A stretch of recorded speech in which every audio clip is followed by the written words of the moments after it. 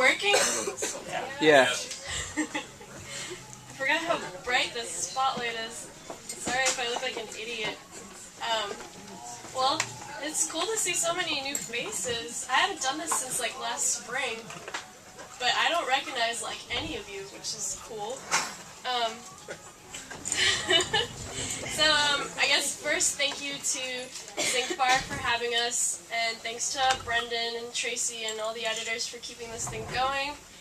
Our first reader tonight is my friend Katie Bradshaw, who I'm sure you will love. She is originally from Washington State. She moved to New York in February, and she works in film preservation and distribution at the Filmmakers Co-op. Please welcome Katie.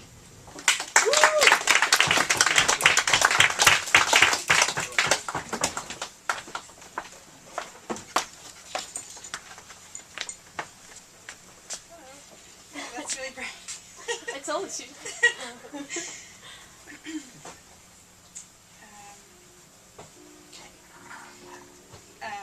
Lynn, this is something I've been working on.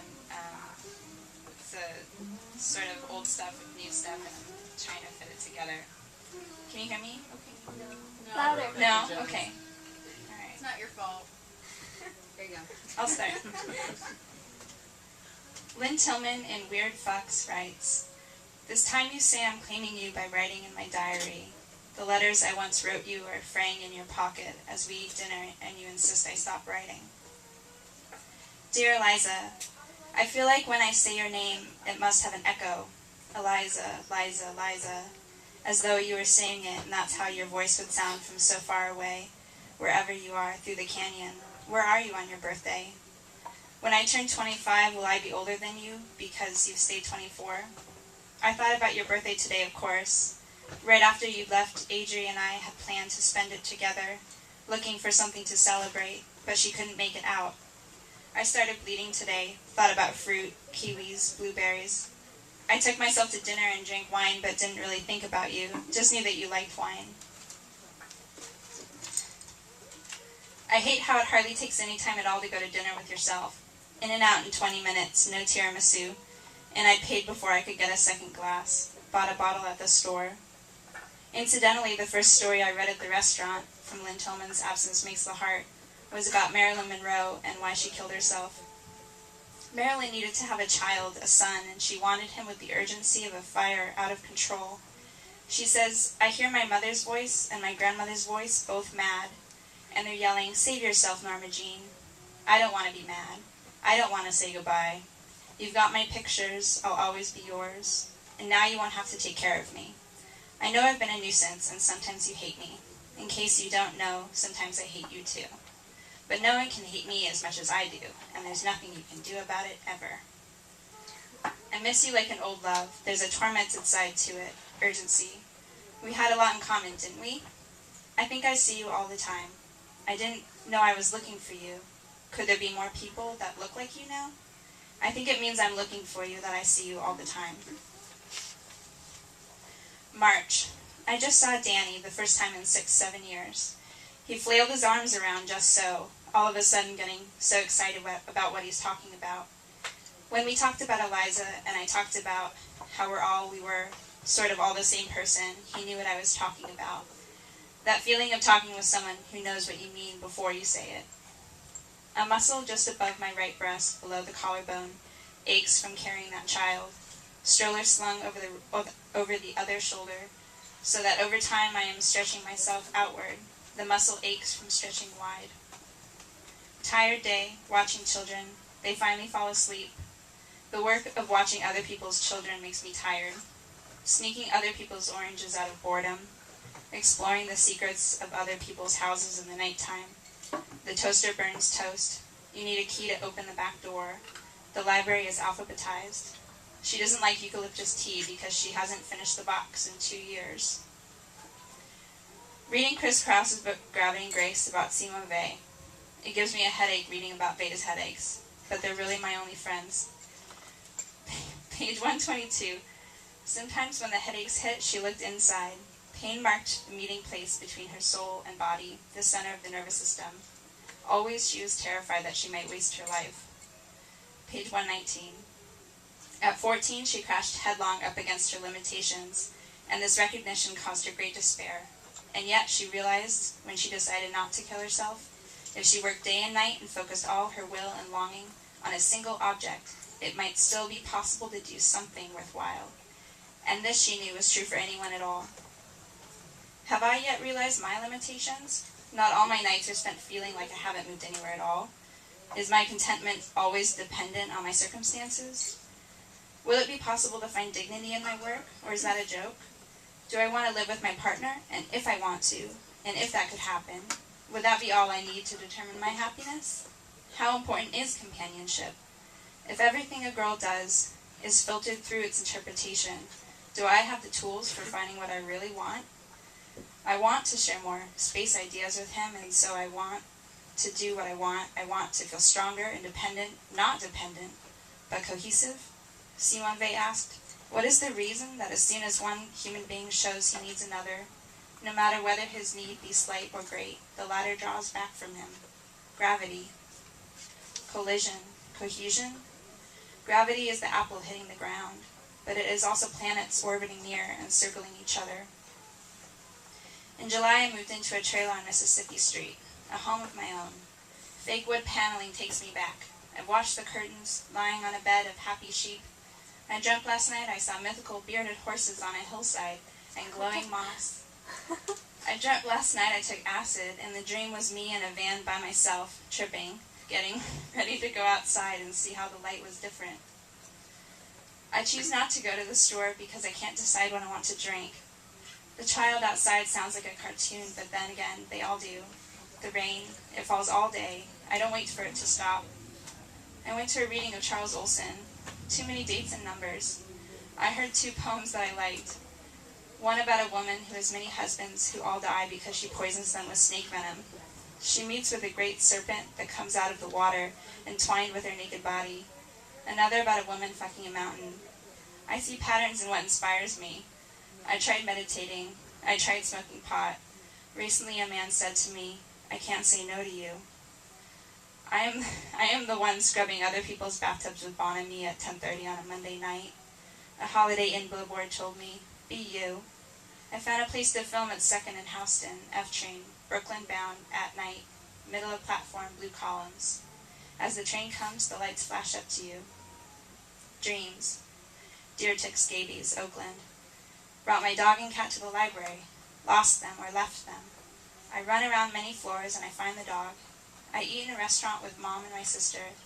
My sister is the cat in the dream relationship, and still I can't find her. I order cat off the menu and flee to keep searching.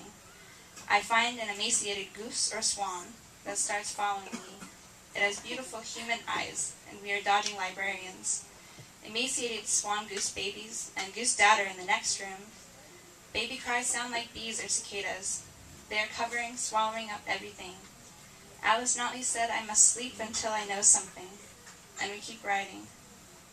I'm writing an essay about Barbara Loden's film Wanda, a story about a woman that leaves her husband and her children and becomes involved with a man who uses her in his criminal schemes. Wanda, aimless, detached, uninterested in what happens to her. She is not very intelligent. She is lacking self-respect. She asks for money, asks for everything, and lets others boss her and take advantage of her. She doesn't seem to think she's worth much. Wanda acts in the film how she's treated in the film. She doesn't get treated the way that she does because of how she acts. She is a surface, a screen, onto which everyone projects. Poor, whore, child, selfish, stupid, cheap, trash. She is the surface, so why should she not be the surface? I used to be a lot like that, Barbara Loden told the Los Angeles Times in 1971, adding, I had no identity of my own. I just became whatever I thought people wanted me to become. According to the New York Times, Ms. Loden got the inspiration for Wanda from a newspaper article about a woman who was convicted of being an accomplice in a bank robbery, and who, when the judge sentenced her to 20 years in prison, thanked him. That's what struck me. Why would this girl feel glad to be put away? She told an interviewer in 1974. Why would this girl feel glad to be put away? The moment the language becomes dominant, I don't want to speak it anymore. Monique Wittig wrote, They say the language you speak is made up of words that are killing you. The other night, Charlie and Vic got in a nasty fight. Vic came home stumbling drunk, yelling at Charlie for leaving her alone at the party. She was angry because she hated parties, and wondered why she had gone in the first place. It had been because she was already drunk. She liked drinking, which always seemed enough of a reason to go to a party, but then she usually got all snarly and feeling better than everyone else, especially when the people were snorting coke in the kitchen or something like that. Charlie had a good reason to leave. When he wanted to leave somewhere, or go somewhere, he usually did, but he had worried about Vic being without him, and the people they knew at the party were already well wasted. She was pissed because she didn't like walking home alone, and always put more weight into Charlie's absence of chivalry when she was angry. Can't a boy just do what he didn't want to do for once? He was angry because he didn't feel as much as he used to. Something had been turned down in him, and she just couldn't rile him up the same as she used to. Charlie slept on the sofa that night, a total Vic move. They had come to know each other so well that they mirrored each other out of spite, while also not immediately recognizing it. When they realized it later, it usually made them feel pretty weird, but sort of in a good way. It was good to know someone, right? In the morning, he started to talk about leaving her. Rarely did they make more noise than their neighbors above them, kids chasing each other through the railroad apartment, through the hall. Vic decided she'd never again be threatened with something like that. This would be the last boyfriend she'd ever have. Things were better that afternoon, but it started to rain, and the radio foretold a tropical storm. Charlie and Vic were on the second floor of a walk-up, so at least the apartment wouldn't flood. They didn't have a lot of food stocked up, though. In their worry, they got really hungry, and Vic made a large loaf of cornbread, which they ate with stewed tomatoes. They watched movies and porn on the internet before the electricity went out, and after that they had sex and talked in the dark. Around 2 in the morning, Charlie fell asleep. He had been reading aloud to her. Vic lay in the dark and thought about what it would be like to be religious and live in a convent, and what it would be like to be a lesbian and live with a separatist group somewhere in the country, somewhere beautiful. The rain lashed at the windows. Charlie slept and dreamt. He was sailing with Vic in the middle of the ocean. She was on watch, and he was below deck drifting off. And in the night the waves grew bigger. They swelled over the boat, and Vic fell in the water, but Charlie didn't hear. When he came up to the deck, the sun was bright, and Vic wasn't there. The ocean was calm, and the sky so blue it hurt his eyes. Amid Charlie's snores and other little nighttime sounds, Vic eventually slept. She dreamed murderous things. She hunted Richardson, a minister she had read about in John Dos Passos. Richardson had impregnated and promised marriage to 19-year-old Avis Linnell, a student of music in Boston. But Avis stood in the way of the minister marrying a society girl, an heiress. Richardson gave Avis a poison he told her would cure her of her present condition, and she died in her room at the YWCA. Vic walked the streets of Boston with a pistol in her pocket and a green dragonfly in her hair, which seemed to be stuck there permanently. She trudged slowly, like it is when one walks in a dream, and found the minister in his home, on his knees in prayer. Vic stuck the pistol in his mouth. If my father wrote a book, I think it would be a little like Jesus' Son by Dennis Johnston, but it certainly wouldn't be called that. My dad hates Jesus. He would write about guilt and his kids. I wonder about my father. I look out the window on the bus and watch the rain fall in the forest. He is in a rehab facility in Indiana, and I'm canceling my flight out to see him because he can't have visitors right now, and it's a bad time to go. I wonder about how he feels, if he feels angry or sad. I wonder about my father when he's drinking and I feel scared thinking about it, and at the same time intensely curious.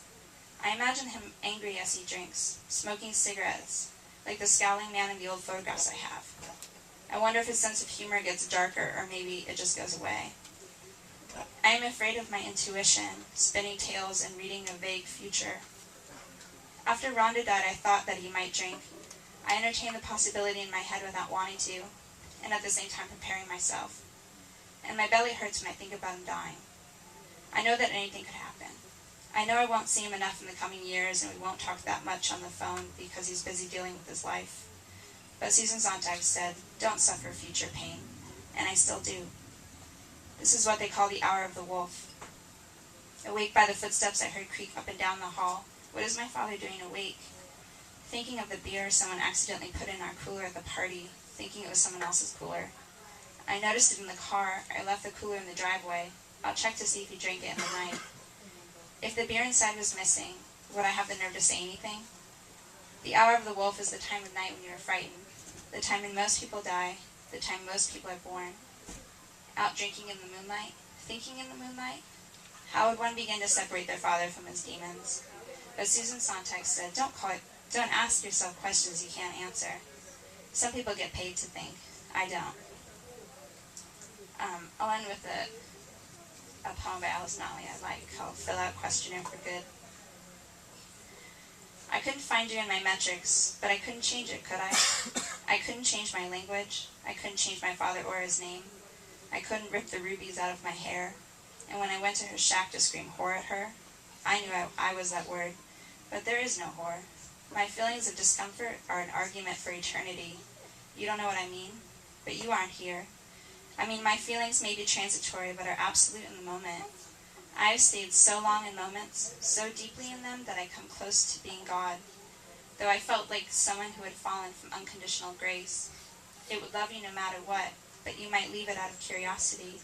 Isn't this way of being tiresome? If I went to hell, would I care? Would it really be different from heaven? No, I don't know what I'm saying. These aren't my answers. I don't care about being alive. Women don't care about that. They just care about you. Oh, you. Only you. Thanks.